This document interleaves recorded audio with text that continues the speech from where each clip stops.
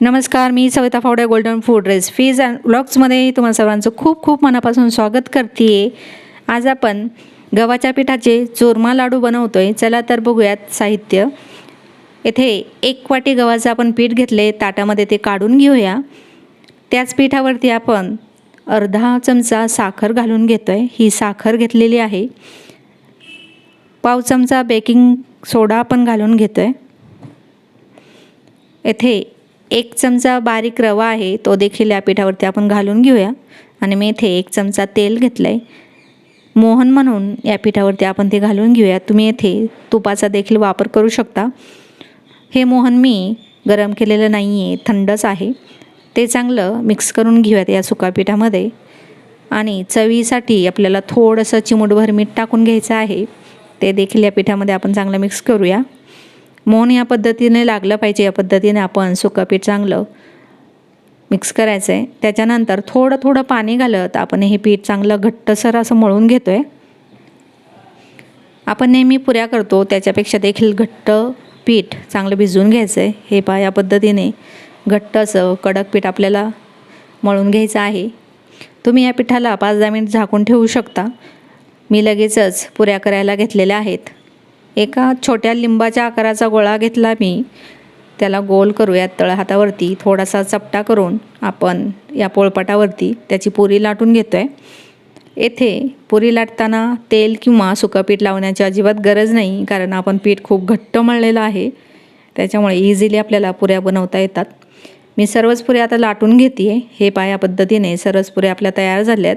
आता गॅसकडे जाऊयात. गॅसवरती कढईमध्ये मी अर्धा कप तेल टाकलं आहे. तेल चांगलं गरम झालं की आपण पुऱ्या आपल्या तळून घेऊयात चांगल्या.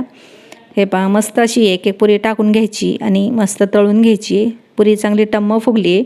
दुसऱ्या बाजूने देखील आपण छान पलटी करूयात. अशा ब्राऊन कलरवरती चांगल्या पुऱ्या भाजून घ्यायच्यात आपल्या. मस्त अशा तळून झाल्या की त्या पुऱ्यांना आपण थंड करून घेणार आहोत. हे पहा, मस्त आपली पुरी तयार झाली आहे. मी सर्वच पुऱ्या आता तळून घेते आहे. सर्वच पुऱ्या तयार झाल्यात. आता आपण त्याला थंड करून घेऊया. थंड झाल्यानंतर आपण त्याचे तुकडे करून मिक्सरमध्ये घालून घेणार आहोत आणि त्याची पावडर करणार आहोत. म्हणजेच या पुऱ्यांचा आपण चुरमा करणार आहोत. हे पहा, या पद्धतीने आपल्या पुऱ्यांचा चुरमा तयार झाला आहे. तर तो एका ताटामध्ये आता आपण काढून घेऊया. आणि आता परत गॅसवरती एक कढई ठेवली आहे. त्याच्यामध्ये 1 चमचा मी तेल टाकलं आहे. तुम्ही तूप देखील वापरू शकता. आणि अर्धी वाटी गूळ किसून घेतला आहे. तो आपण मंद गॅसवरती वितळून घेणार आहोत. म्हणजेच गुळाचा आपण पाक करतो आहे. पाक म्हणजे फक्त या गुळाला वितळून घ्यायचा आहे, जास्त कडक करायचा नाही. मग आपले मोदक कडक होतील. पाक चांगला तयार झाला आहे. गूळ आपला चांगला विरघळला आहे. तर आता आपण हा गूळ आपल्या जो चुरमा आहे ताटातला त्याच्यामध्ये काढून घेऊया. आणि चमच्यानेच मिक्स करून घ्यायचं आहे, कारण हा जो गुळाचा पाक आहे तो खूप गरम आहे.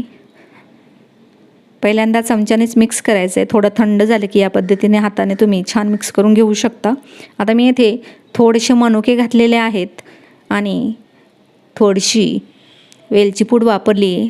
मिश्रण चांगलं आपण मिक्स करूयात. आणि आता आपण हा मोदकाचा साचा घेतला आहे. त्याला तेल लावायची गरज नाही, कारण गुळामुळे हे पीठ या साच्याला चिकटणार नाही. तर या साच्यामध्ये आपण आता जे आपला मिश्रण आहे चुरमा लाडू याचं, चुरमा मोदकाचं, याचे लाडू देखील तुम्ही बनवू शकता. तर ते या साच्यामध्ये आपण भरून घेतो आहे. चांगलं दाबून भरायचं आहे, म्हणजे मोदकाचा आकार छान येतो. मागची साईड चांगली बंद करून घ्यायची आहे व्यवस्थित. आणि आता आपण मस्त दाबून घेऊया. आणि हे पाहता आपण खोलून बघतो आहे, तर छान असा आपला मोदक तयार झालेला आहे. मस्त घरच्या घरी जे साहित्य आहे त्याच्यामध्ये तुम्ही हे मोदक बनवू शकता. चवीला देखील खूप रुचकर लागतात. व्हिडिओ पाहिल्याबद्दल धन्यवाद. परत भेटू अशाच व्हिडिओसोबत. तोपर्यंत नमस्कार.